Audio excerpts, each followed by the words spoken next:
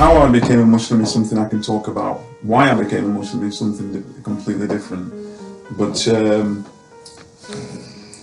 it all started the first night. I didn't know anything about Muslims or Islam. Had no clue that they even existed until I watched the movie Malcolm X, which came out around about, I think it was 92 it came out, and I think I watched it 13, 14 years old, something like that, and it sort of like just stuck into my head for some reason.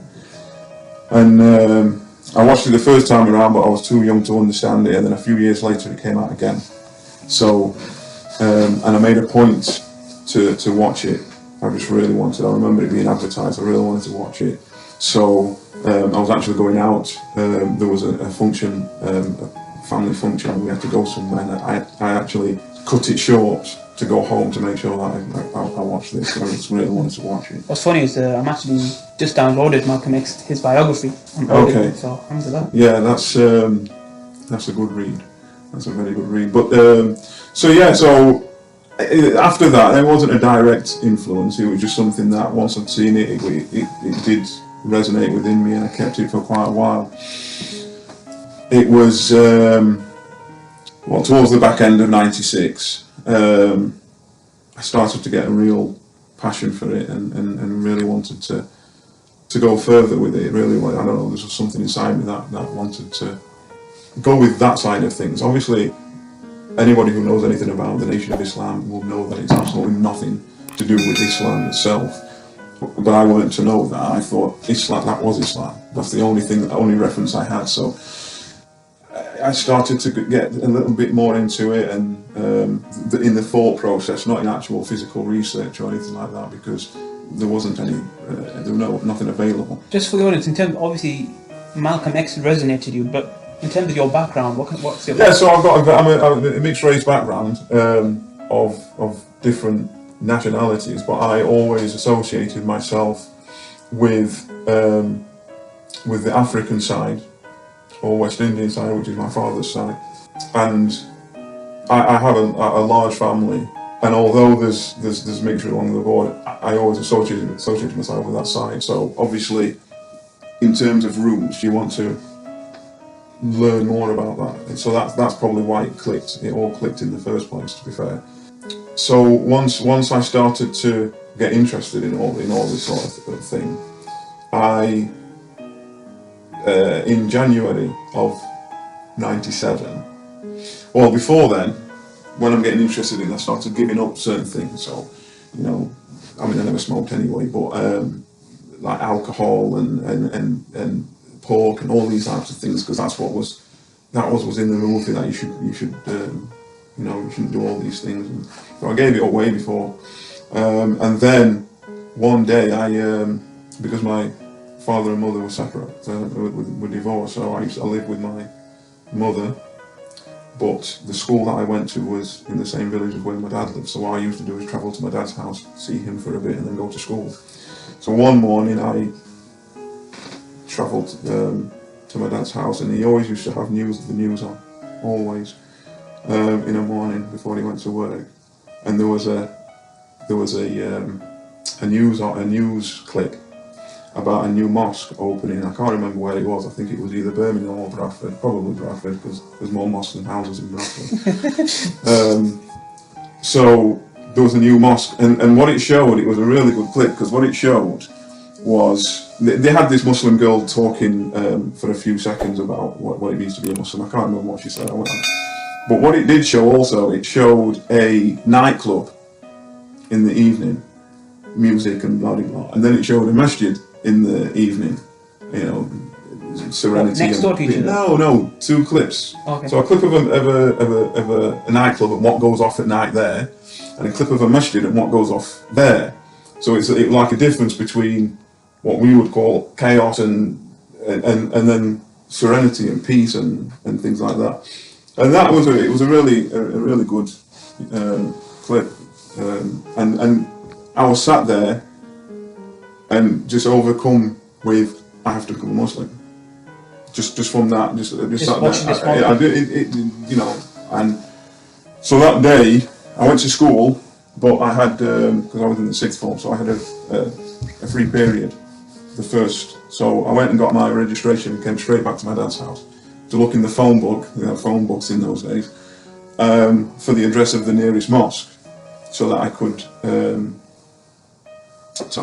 just go there. I just wanted to become a Muslim.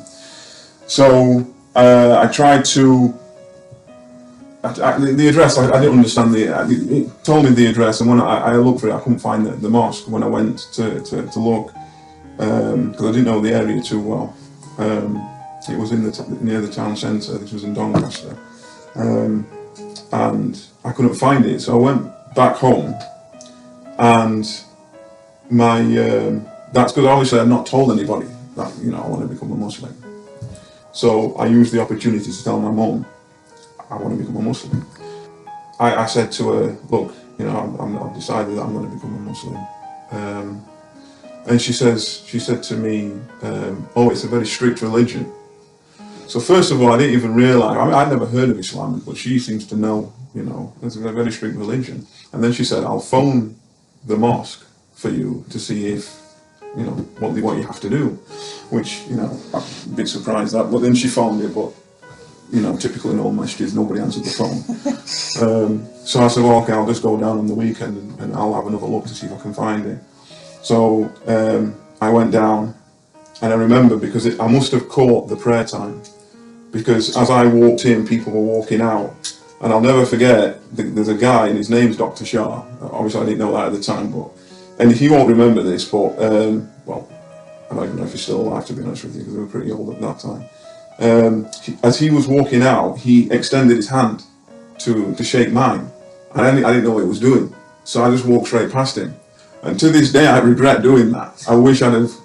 Obviously, he's giving me salam, but obviously that time I didn't know, so I just walked straight past him. And I walked into the masjid, and it's like a foyer there, and all the people had gone, but the imam was still hanging around. So he walked past me. So I'm just stood there where you take your shoes off. And he walked past.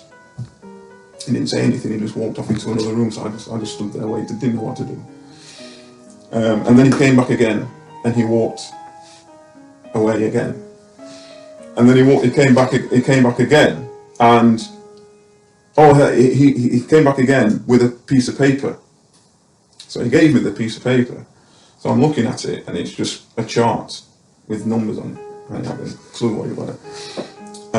So I just stayed there, just stood there. I didn't say anything. He walked off at this point, and I just stayed there. I didn't know what to do. What's this? What's he giving me this for? So he came back a couple of minutes later. He says, "Well," he goes, "Can I help you?" I said, "Yeah, I've come to become a Muslim." He said, "Oh, I thought you were already a Muslim." Because of my complexion, he thought I was Moroccan or Algerian or something like that. So he said, I thought you were already a Muslim. He says, "Go home now, come back tomorrow." He said, "Make sure you take a shower. Don't take a bath, take a shower. And come back and we'll do it." Now this was his practice, because a couple of years later, or a year later, another person came in wanting to become Muslim, and he said exactly the same to them. So it was his practice to send them away, bring them back the next day. Like when people want to become Muslim these days, we drag them as quick as possible, give them shahada before they even. He's sort of like, because what you do is you get a lot of people who walk in, and they may just be drunk or whatever, and there's no sincerity there. And it was his way of A, checking to see if he will come back, but B, doing it right in the terms of making sure that you take a shower and things like that, because there is a way. You are supposed to have a hustle before, but obviously it's not necessary. But it's just one of them things that he. But was it sort of like a test to check if you're going? I think so. I think he was testing to see if I come back. It was just his way. It was his way. Somebody asked me a year later. Well, they didn't ask me, but I discussed it with them, and I told them this story, and they said, "Well, what if you'd have died? You know what I mean? You should have just given your shahada there." I said, "Well, it don't make any difference, because your intention is pure. So if I had died, the intention was still there anyway, so it doesn't make any difference." But he needs to make sure, for practical reasons, that this person. He's probably had it plenty of times in the past where people have come in and then they just never show up.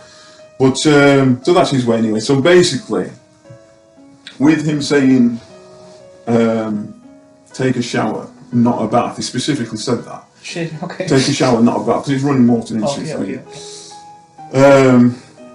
I didn't have a shower because I live with my mum and we didn't have a shower, but my dad did.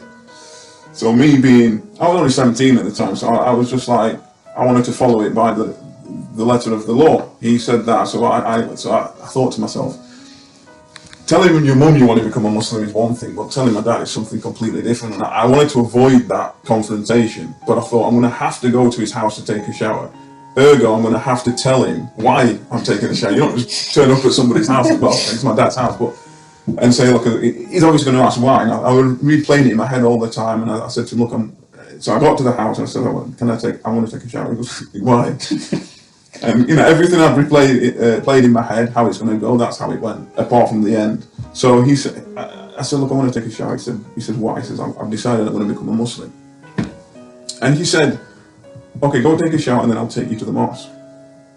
Now, I know for a fact that he's against me becoming a Muslim. I didn't know it then, but I know it now. And he's never like disowned me or anything like that. And I have known other people who have been disowned. So it was a big surprise to me for him to say, I'll take you to the mosque. So I took the shower and everything, and he drove into the mosque, dropped me off, and I went in. And the same imam was there, and he took me into a room.